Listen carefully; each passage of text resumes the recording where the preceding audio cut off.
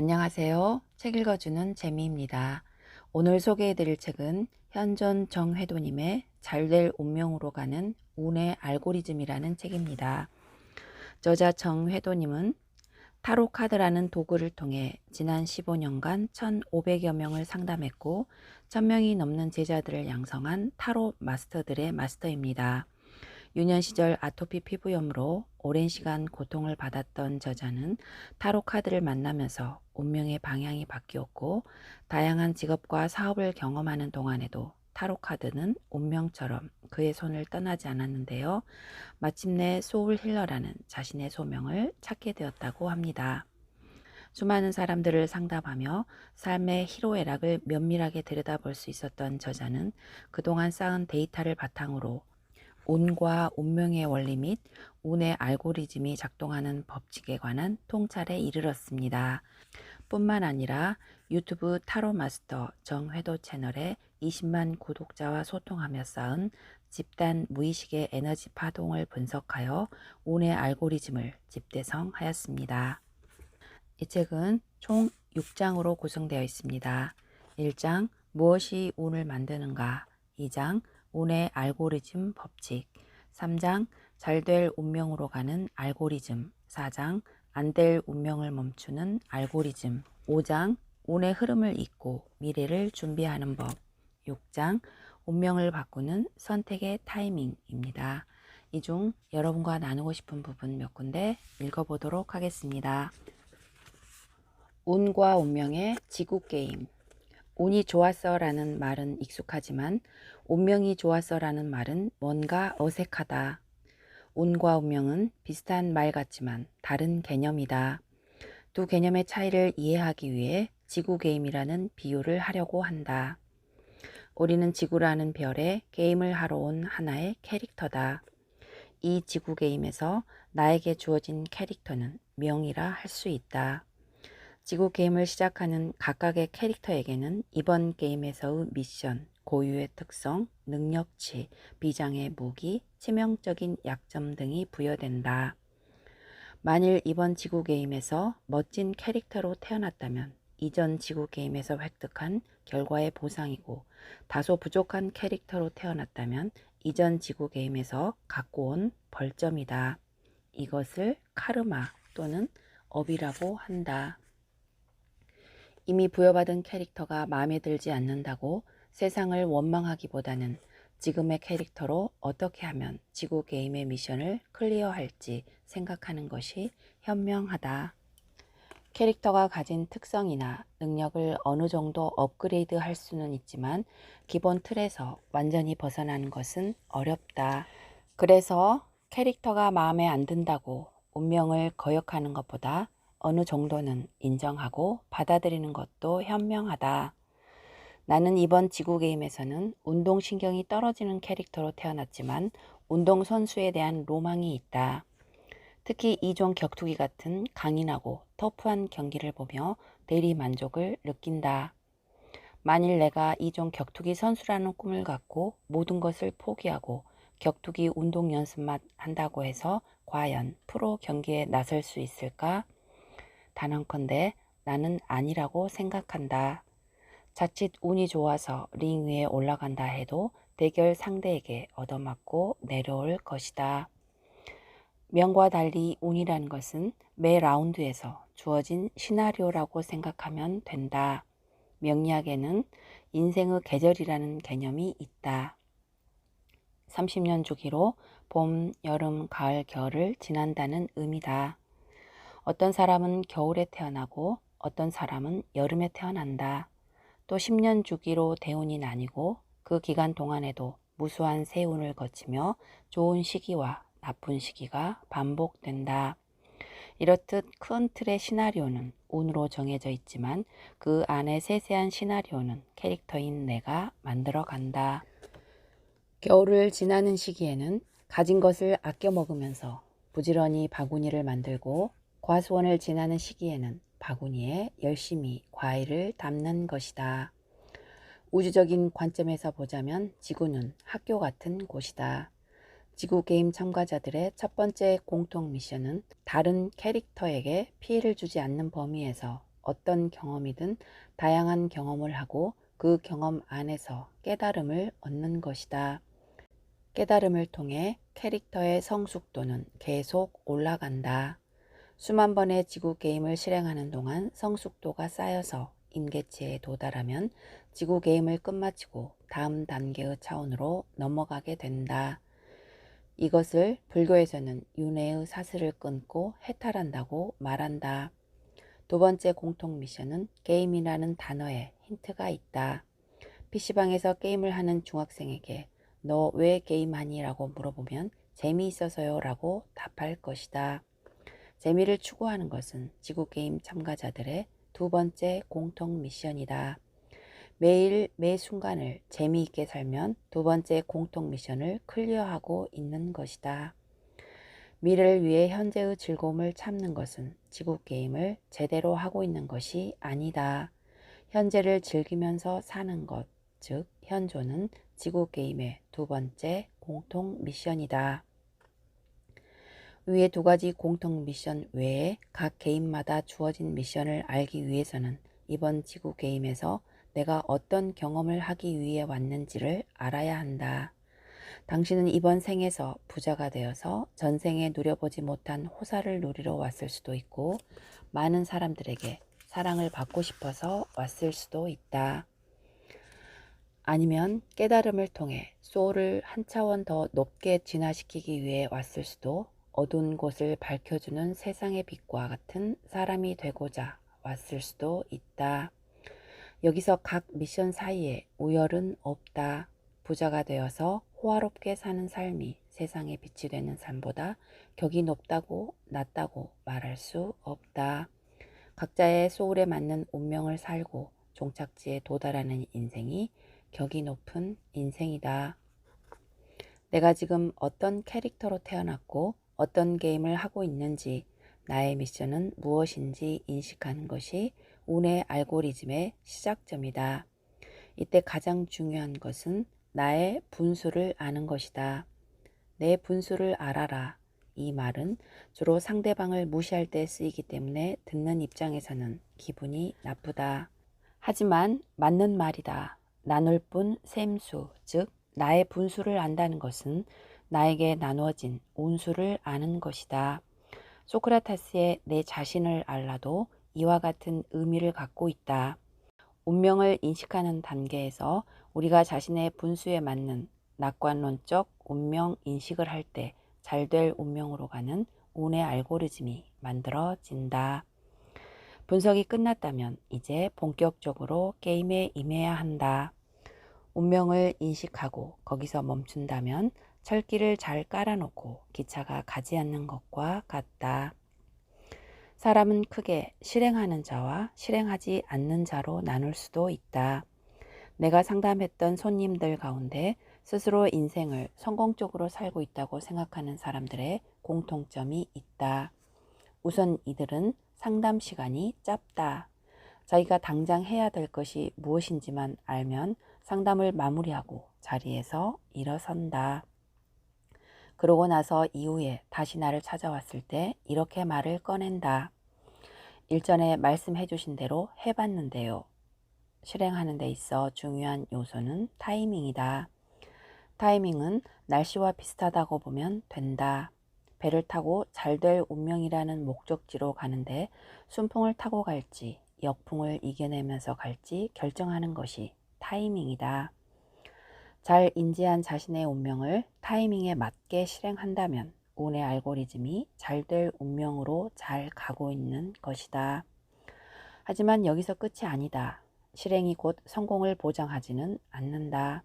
실행의 결과는 성공하느냐 실패하느냐로 나뉜다. 만일 실패를 했다면 다음 단계로 가야 한다.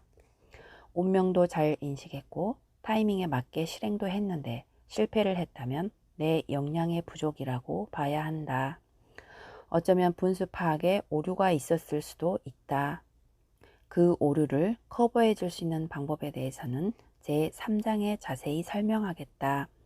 잘될 운명으로 가기 위한 지구 게임의 마지막 단계는 행복한가? 라는 질문에 답을 하는 것이다. 상담을 하면서 만난 많은 성공한 사람들이 생각보다 심각한 우울감과 무기력함을 안고 있었다. 정상에 오르면 행복할 것이라고 생각했지만 막상 정상에 가보니 자신이 찾던 행복이 없는 것이다.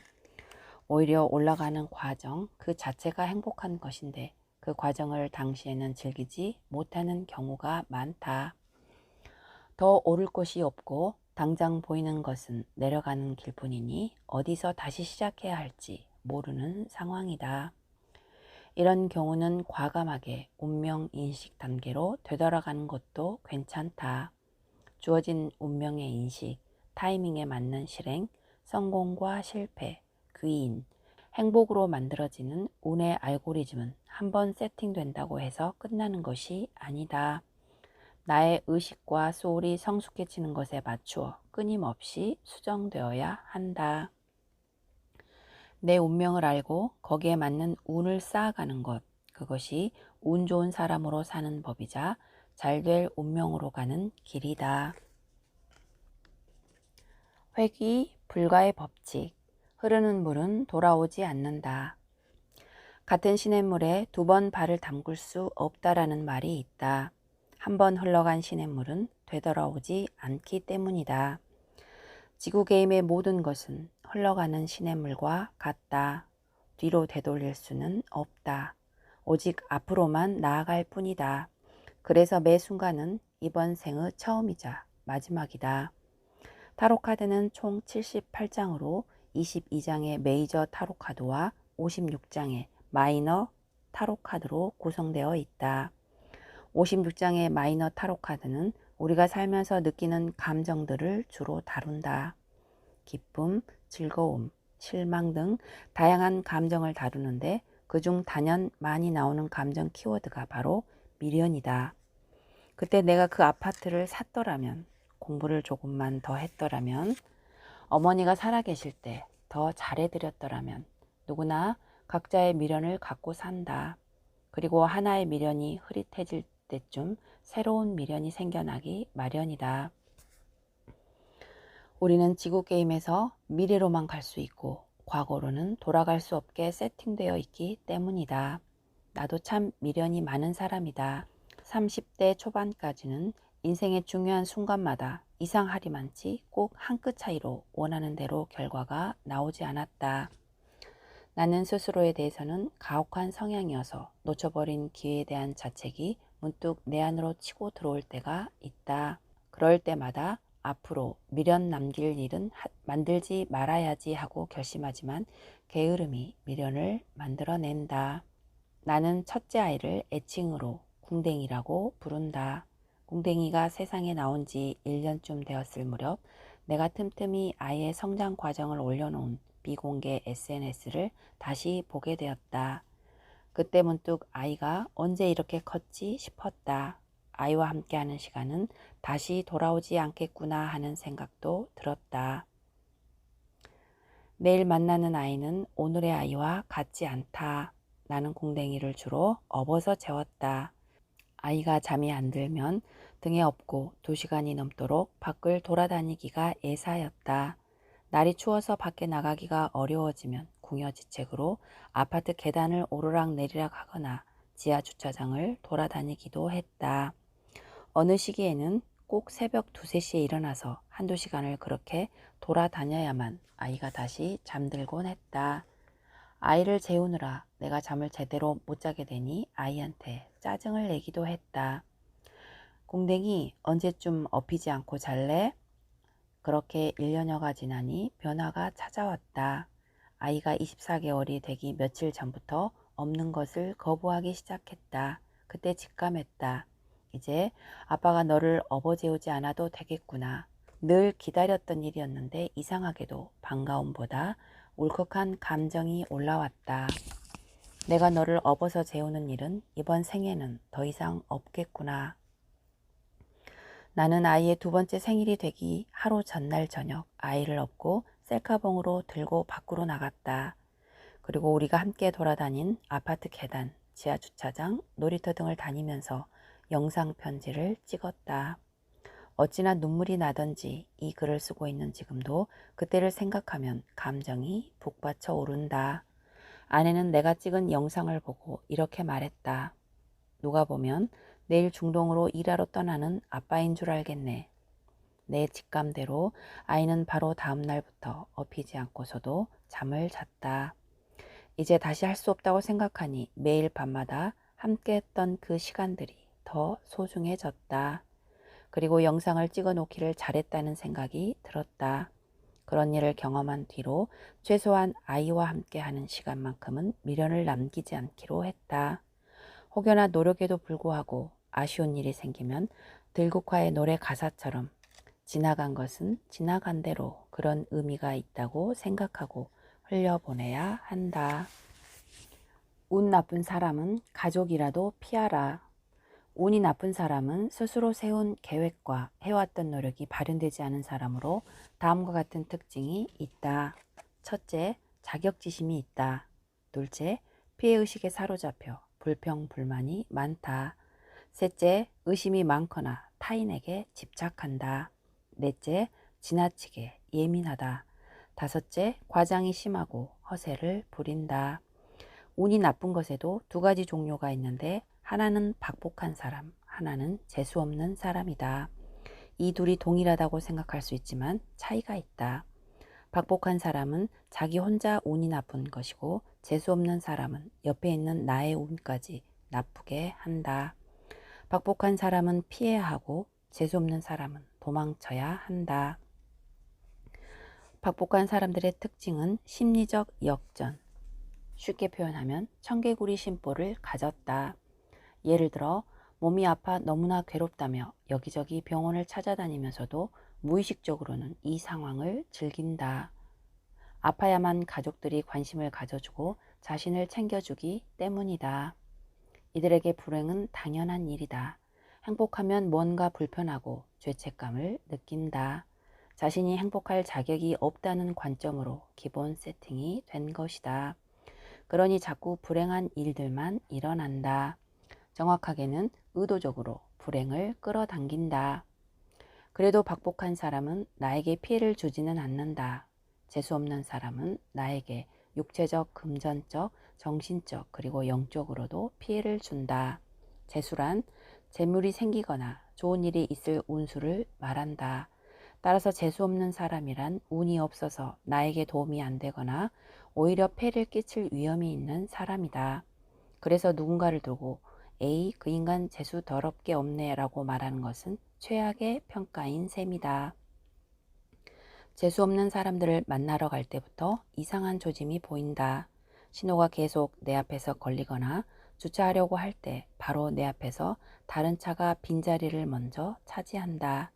계단을 내려가다 넘어지거나 모서리에 찍기도 한다. 만나고 나면 왠지 기운이 축 처지고 마음이 무거워지고 머리가 복잡해진다. 우리는 살면서 운이 나쁜 사람을 어쩔 수 없이 만나게 된다. 보통 내가 운이 좋을 때는 주변에 운 좋은 사람만 모이게 된다.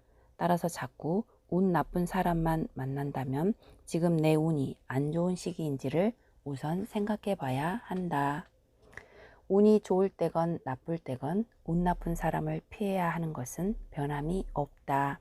내가 이런 말을 하면 사람들은 보통 이렇게 말한다. 에이, 그렇다고 어떻게 사람을 가려 만납니까? 친한 친구고 선배님인데. 나는 그 무엇보다도 가려야 하는 것이 사람이라고 생각한다. 내가 아무리 운이 좋을 때라고 해도 운 나쁜 사람에게 둘러싸이면 버티지 못한다. 아예 인연을 끊으라는 것이 아니다. 만남의 횟수를 줄이고 어느 정도 선을 그으라는 말이다. 운이란 굉장히 예민한 것이다. 어떤 하나의 계기로 손상되면 크게 망가진다. 그래서 나는 만나는 사람의 폭이 굉장히 좁다. 운의 소중함과 예민함을 알기 때문이다. 어느 정도의 단호함만 있다면 사람들과의 거리는 자연스럽게 조절할 수 있다. 하지만 운이 나쁜 사람이 가족일 경우 마음이 아프고 어렵다. 아버지 보증빚을 갚느라 결혼은 어려울 것 같아요. 동생이 이번에 또 사고 쳤어요. 남편이 또 사업을 시작한다고 하는데 잘 되겠죠? 듣기만 해도 어떤 상황인지 머릿속에 그려지는 말들이다. 내 얘기가 아니라서 다행이다라는 생각이 들지도 모른다. 하지만 당신이 저 상황이 된다면 어떻게 할 것인가? 이번 한 번만 나를 못 믿어 감옥 갈지도 모른대 라는 가족의 말을 듣고도 단호하게 거절할 수 있을까? 쉽게 거절하기 힘들 것이다. 주변을 둘러보면 가족 때문에 인생의 상당 부분을 희생하는 경우를 종종 본다.